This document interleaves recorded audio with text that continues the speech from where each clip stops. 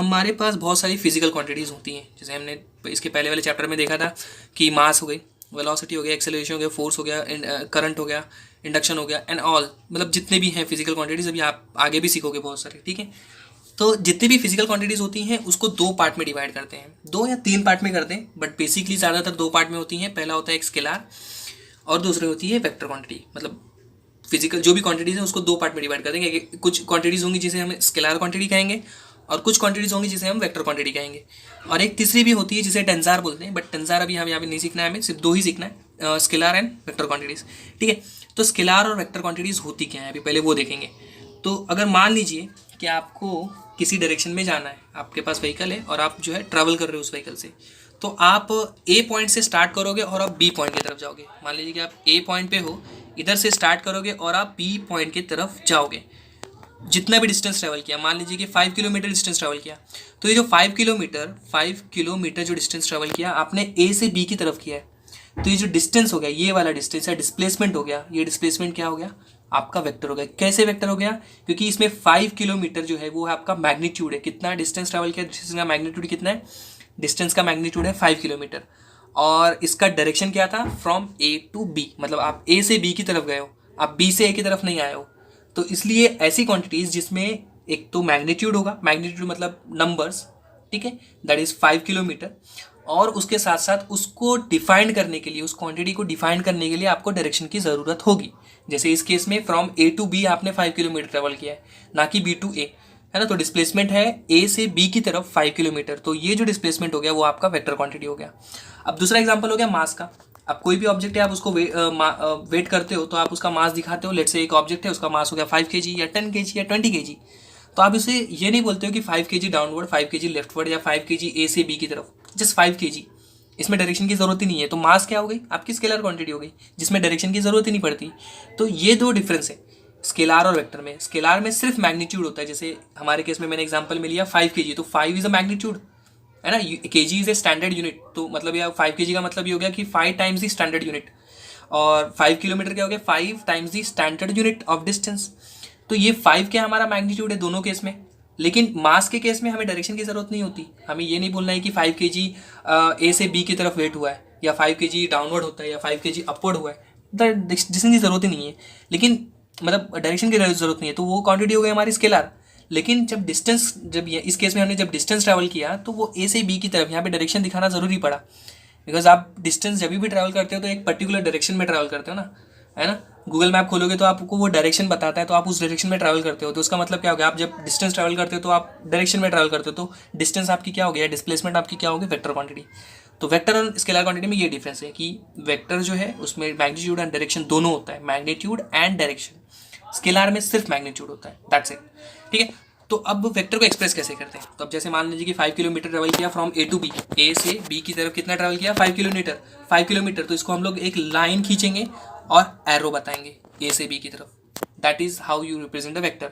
और सिंबॉलिकली कैसे रिप्रेजेंट करेंगे, ए से बी की तरफ ट्रैवल किया है तो ए बी, और ऊपर जो है एक एरो बनाएंगे या फिर ऐसे बनाएंगे, ए बी लिखेंगे और जस्ट ऊपर बार खींच देंगे, ठीक है। तो इसका मतलब क्या हो गया कि ए से बी की तरफ एरो बना हुआ है, दिख रहा है। इसका मतलब भी सेम है, ए से बी की तरफ, ऊपर भले एरो नहीं बना है, इसका मतलब सेम ही है, बार बना हुआ है। तो ए से बी की तरफ अगर मैं ऐसा लिखता हूँ बी ए, है ना, बी ए बार, तो इसका मतलब क्या हो गया, ए से बी हो गया ये पहला वाला, ये हो गया बी से ए की तरफ आपने ट्रेवल किया, इसका अपोजिट डायरेक्शन हो गया। तो आपका पहला जो लेटर होगा वो दिखाएगा फ्रॉम विच पॉइंट, और सेकेंड लेटर हो गया टू द पॉइंट, मतलब ए, पॉइंट ए से पॉइंट बी की तरफ, ऐसा। तो पहला और दूसरा लेटर, दो लेटर में लिखेंगे। पहला लेटर दिखाएगा कहाँ से आप चल रहे हो, और बी जो है दूसरा, जो कहाँ पर आप जा रहे हो। तो यहाँ पे आप अगर देखो, ये ऐसे अगर रिप्रेजेंट करते हैं ए और बी, तो ए से आप चल रहे हो बी की तरफ, तो ये आपका जो ए पॉइंट हो गया वो क्या हो गया, टेल हो गया, और बी पॉइंट क्या हो गया आपका, हेड हो गया, हेड, है ना, हेड हो गया आपका। तो वेक्टर क्वांटिटी को ऐसे रिप्रेजेंट करते हैं, टेल हेड में। हेड में आपका एरो होता है, टेल में मतलब जहाँ पे आपने छोड़ के आया है, मतलब समझ में आ रहा है। ये मैं जितना भी बता रहा हूँ सब आपका डिस्प्लेसमेंट के से रिलेटेड बता रहा हूँ, ऐसा सभी के केस में होता है। सभी क्वांटिटीज मतलब force, current, induction and all, मतलब बहुत सारी क्वांटिटीज है। सभी क्वांटिटीज को आप इसी तरह रिप्रेजेंट करोगे, लेकिन अभी फोर्स के केस में आप ट्रैवल नहीं करते हो, आपका फोर्स अप्लाई होता है from point A to point B की तरफ, so that's how you represent. Anyway, तो वेक्टर्स को हम रिप्रेजेंट कैसे करते हैं अभी देखा हमने, और उसको लिखते कैसे हैं। अब हम थोड़े बहुत वेक्टर्स पढ़ते हैं कि टाइप्स ऑफ वेक्टर क्या होते हैं। तो पहला होता है जीरो वेक्टर या नल वेक्टर। तो नल वेक्टर मतलब वो वेक्टर जिसकी क्वांटिटी, ओके इसके पहले मैं थोड़ा सा बता दूं। तो जो भी वेक्टर हम लिखते हैं, जैसे अगर मान लीजिए कि ए से बी की तरफ हमने जो डिस्टेंस ट्रेवल किया था, उसकी ये जो लेंथ होगी, ये लेंथ होगी 5 किलोमीटर, ठीक है। 5 किलोमीटर रिप्रेजेंट करेगी, लेकिन ऑन ग्राफ या ऑन पेपर आप कोई भी स्केल लेके इसको रिड्यूस कर सकते हो। मतलब आपने स्केल लिया है और ये पेपर पे आपका ड्रॉ होता है 5 सेंटीमीटर। तो 5 सेंटीमीटर मतलब कितना होगा, जो भी होगा आपका जो भी स्केल बनता है, तो आप पेपर पे इसको 5 सेंटीमीटर ड्रॉ करोगे, वो 5 सेंटीमीटर रिप्रेजेंट करेगा 5 किलोमीटर ऑन द ग्राउंड, ठीक है। तो ये जो लेंथ होती है इसकी, जो आप लाइन ड्रॉ करते हो, इसकी जो लेंथ होती है वो रिप्रेजेंट करती है मैग्नीट्यूड ऑफ द क्वांटिटी। जैसे 5 सेंटीमीटर क्या रिप्रेजेंट कर रहा है, मैग्नीट्यूड ऑफ द क्वांटिटी, और ये डायरेक्शन रिप्रेजेंट कर रहा है। तो दोनों रिप्रेजेंट करता है। वेक्टर क्वांटिटी में दो ही चीज़ होती है, एक होती है मैग्नीट्यूड और एक डायरेक्शन। तो जब हम वेक्टर ड्रॉ करते हैं तो उसकी जो लेंथ होती है, जो लाइन सेगमेंट की लेंथ होती है, वो रिप्रेजेंट करती है आपका मैग्नीट्यूड, ठीक है, जो 5 किलोमीटर का है ना। और इसकी जो डायरेक्शन होती है वो एरो से रिप्रेजेंट की जाती है। तो वेक्टर क्वांटिटी को इस तरह से रिप्रेजेंट करते हैं। तो अब जीरो वेक्टर क्या होता है, जीरो वेक्टर वो वेक्टर होता है जिसका मैग्नीट्यूड जीरो होता है और डायरेक्शन तो होता ही नहीं है, ऑब्वियसली होगा ही नहीं ना, ठीक है। तो होगा भी तो भी, लेकिन अगर मैग्नीट्यूड जीरो है मतलब वो क्या हो गया, एक पॉइंट में कन्वर्ट हो जाएगा। जैसे मान लीजिए कि ये डिस्टेंस है 5 सेंटीमीटर है, आपने ए से बी की तरफ ट्रैवल किया, लेकिन अब मैं बोल रहा हूँ कि आपने ए से बी की तरफ ट्रैवल ही नहीं किया। तो इसका मतलब क्या हो जाएगा, ये जो 5 सेंटीमीटर है, ये बी पॉइंट इधर आके टच होगा। मतलब ये पॉइंट ए बी दोनों एक ही है, मतलब आप ए और बी दोनों एक ही पॉइंट हो गया, आपने ट्रैवल ही नहीं किया, आप उसी पॉइंट पे खड़े हो। तो ये जो ए बी वेक्टर होगा ये क्या होगा, नल वेक्टर हो गया फिर, बिकॉज आपने डिस्टेंस ट्रैवल ही नहीं किया, मतलब मैग्नीट्यूड जीरो है ना। तो ऐसे केस में जैसे अभी यहाँ पे एग्जांपल दिए, velocity vector for a stationary particle. मैंने अभी जैसे कहा कि आप खड़े हो, आप ट्रैवल ही नहीं कर रहे, तो आपकी स्पीड क्या हो गई, जीरो ना। तो आप वेलोसिटी भी आपका वेक्टर क्वांटिटी है, बिकॉज आप स्पीड करते हो किसी पर्टिकुलर डायरेक्शन में, एक पर्टिकुलर डायरेक्शन में आप स्पीड करते हो, मतलब चलते हो किसी पर्टिकुलर वेलोसिटी से। तो अगर आप चल ही नहीं रहे हो तो वेलोसिटी क्या हो गई, जीरो हो गई। सेकंड एग्जांपल क्या है, तो वेलोसिटी क्या हो गया उस केस में, हमारा नल वेक्टर हो गया। अब सेकंड देखो, acceleration vector. Now acceleration vector of an moving with velocity, uniform velocity. Now uniform velocity मतलब एक कांस्टेंट वेलोसिटी से आप अगर गाड़ी चला रहे हो और आपकी गाड़ी हमेशा मतलब 50 किलोमीटर पर स्पीड से आप चला रहे हो कॉन्स्टेंटली, आपकी स्पीड कितनी है, 50 किलोमीटर पर सेकेंड। तो इसका मतलब क्या हो गया, आप एक्सेलरेट नहीं कर रहे हो ना। आप उसको एक्सेलरेशन दोगे तो 50 किलोमीटर से 60 किलोमीटर की तरफ चली जाएगी स्पीड, उसकी 60 किलोमीटर पर आवर हो जाएगी। लेकिन आप एक्सेलरेट नहीं कर रहे हो, तो एक्सेलरेशन क्या कर दिया आपने, जीरो कर दिया। तो आपकी जो व्हीकल है कंटिन्यूसली किस स्पीड पे चलेगी, 50 किलोमीटर पर आवर पे। तो ऐसे केस में जब आपकी व्हीकल एक कांस्टेंट स्पीड पे चल रही हो, तो उस केस में एक्सेलरेशन क्या होगा, जीरो, क्योंकि आप एक्सेलरेट ही नहीं कर रहे हो। अगर आप ब्रेक लगाते हो इसका मतलब डी एक्सेलरेट कर रहे हो, तो आपकी स्पीड कम होती है। लेकिन आप एक्सेलरेट भी नहीं कर रहे हो और डी एक्सेलरेट भी नहीं कर रहे हो, तो आपकी कंटिन्यूसली जो स्पीड है वो 50 की चल रही है। तो इस केस में आपका एक्सेलरेशन जीरो है ना, तो वो acceleration vector of an object moving with uniform velocity zero. So again acceleration vector क्या हो जाएगा, आपका नल वेक्टर हो जाएगा इस केस में। तो ये एक दो एग्जाम्पल दें। फिर आता है रिजल्टेंट वेक्टर। रिजल्टेंट वेक्टर वो वेक्टर होता है कि जब आपके 2-4 वेक्टर हैं और उन 2-4 वेक्टर को हटाकर आप एक सिंगल वेक्टर लगाओ तो सेम इफेक्ट क्रिएट करेगा एज वो जो 2-4 वेक्टर है। मतलब मेरे कहने का मतलब ये है कि जैसे मान लीजिए कि एक ऑब्जेक्ट है, ये ऑब्जेक्ट है, इस ऑब्जेक्ट पे एक फोर्स है यहाँ पे F1 फोर्स है 5 न्यूटन का, और एक फोर्स है यहाँ से लग रहा है हुआ है F2 जो हो गया 3 न्यूटन का, let's say that force is 3 Newton, और एक फोर्स है यहाँ से लग रहा है जो फोर्स है 10 न्यूटन, 15 न्यूटन लेट्स से हो गया एग्जांपल। तो यहाँ पे 3 फोर्स है, एक F1 फोर्स है, दूसरा F2 फोर्स है, and this is third F3 force जो 15 न्यूटन है, ठीक है। तो इस ऑब्जेक्ट पर 3 फोर्स लग रहे हैं, एक F1 5 Newton, F2 3 Newton, F3 15 Newton. इन तीनों फोर्स को अगर मैं हटा के एक सिंगल फोर्स से रिप्रेजेंट करूं, ये ऑब्जेक्ट है, इन तीनों फोर्स को हटा के वो तीनों फोर्स को अगर एक सिंगल फोर्स से रिप्रेजेंट करूं और वो फोर्स आया 10 न्यूटन, वो जितना अभी इसके पहले वाले जो मैंने ड्राइंग था जिसमें 3 फोर्सेस थे, उन तीनों फोर्स से जो इफेक्ट क्रिएट होता है, सेम इफेक्ट अगर मैं 10 न्यूटन फोर्स से क्रिएट कर सकूं तो दैट मीन्स व्हाट, 10 न्यूटन मेरा क्या हो गया, रिजल्टेंट हो गया उन तीनों का। मतलब अब उन तीनों को हटा के 10 न्यूटन का फोर्स लगा दूंगा तो इसका और सेम इफेक्ट क्रिएट होगा बॉडी के ऊपर, जितना वो 3 फोर्स लगा के जो इफेक्ट क्रिएट हो रहा था, उन तीनों को हटाकर जो भी इफेक्ट क्रिएट हो रहा था उनको हटाकर अगर मैं 10 न्यूटन का लगाता हूँ तो सेम इफेक्ट क्रिएट होगा, तो उसको बोलते हैं हम 10 न्यूटन को क्या बोलेंगे, resultant vector. So that is resultant vector. Okay, the resultant vector of two or more vector is that a single vector which produces the same effect as produced by the all other vectors, all together vectors. So अच्छा, अभी ये example आपको देखो, यहाँ पे अगर आप यहाँ पे जाते हो ए, ओ से ए की तरफ गए, ओ से ए की तरफ गए, ठीक है, डायरेक्टली ओ से ए की तरफ गए, फिर ये एक हो गया. आप दूसरा कर सकते हो कि पहले ओ से बी की तरफ आ जाओ, पहले ओ से बी की तरफ आओ, फिर बी से ए की तरफ आओ. तो यहाँ पे दो वेक्टर है, एक ओ बी वेक्टर हो गया, फिर एक बी ए वेक्टर हो गया.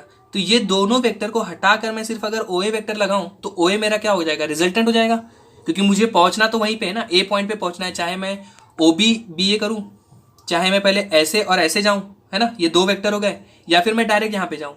तो इन दोनों को हटाकर मैं सिर्फ यही रिप्रेजेंट कर सकता हूँ ना, तो ये मेरा क्या हो जाएगा, रिजल्टेंट हो जाएगा इन दोनों का मिला के. ये और इन दोनों का हटाकर मैं ये लगाऊंगा तो सेम ही मुझे डिस्टेंस ट्रेवल करूंगा, तो इसे बोलते हैं हम लोग resultant vector.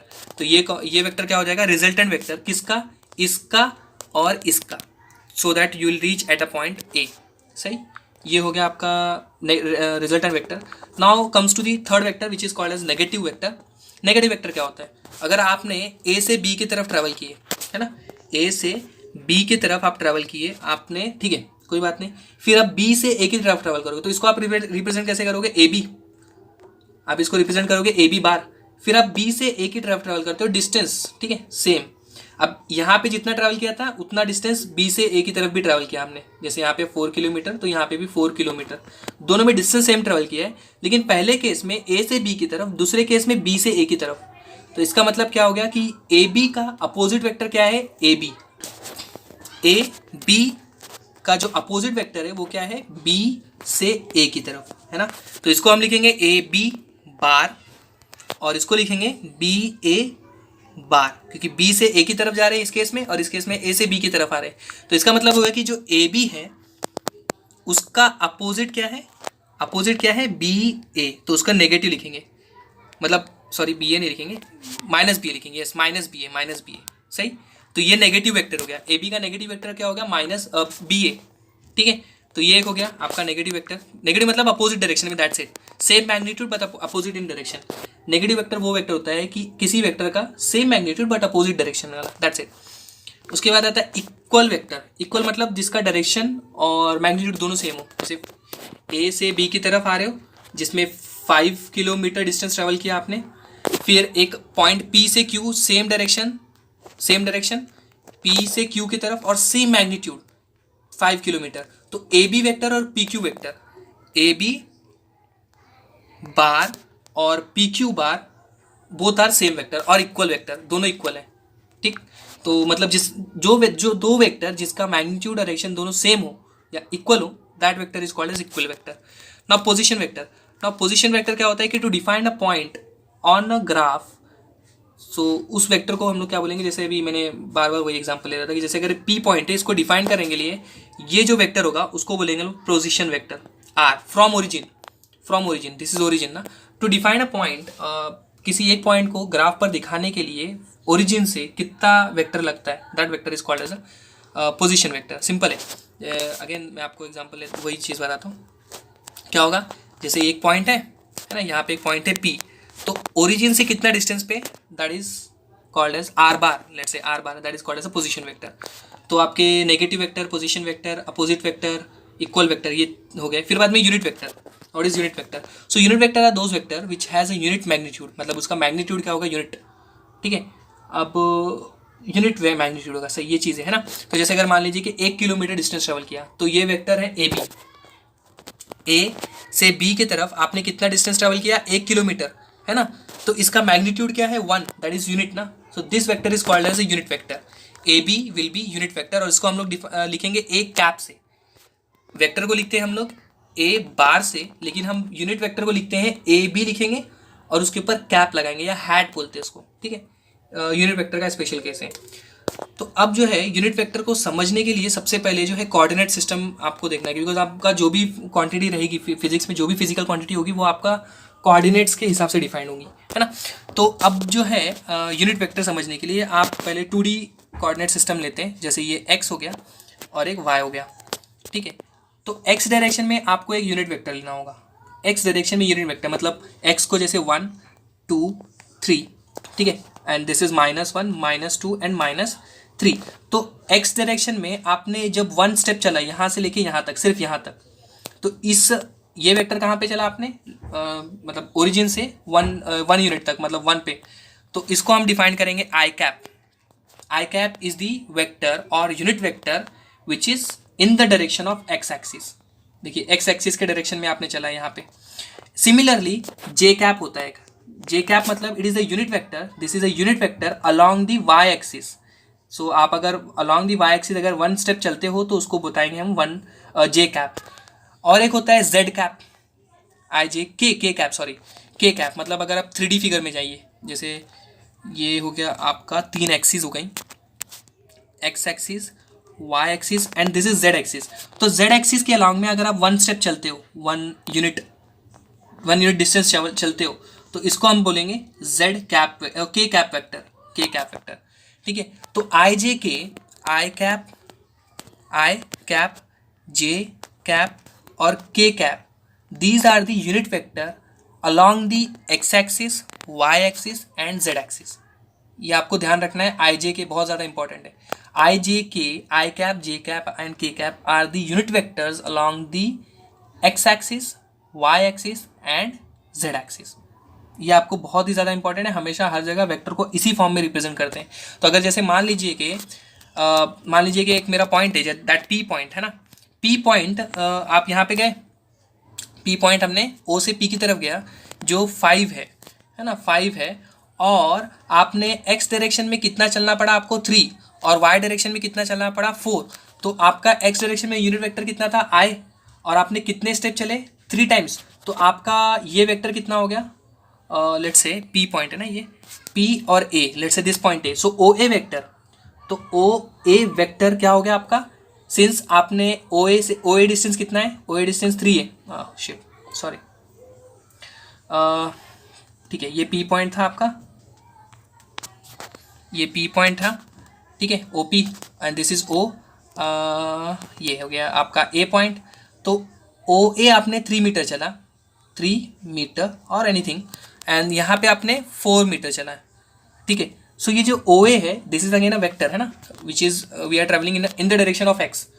O A is the vector in the direction of X. तो ओ ए कैसे रिप्रेजेंट करेंगे, O A is equals to 3 times the I cap, 3 times the I cap, I cap.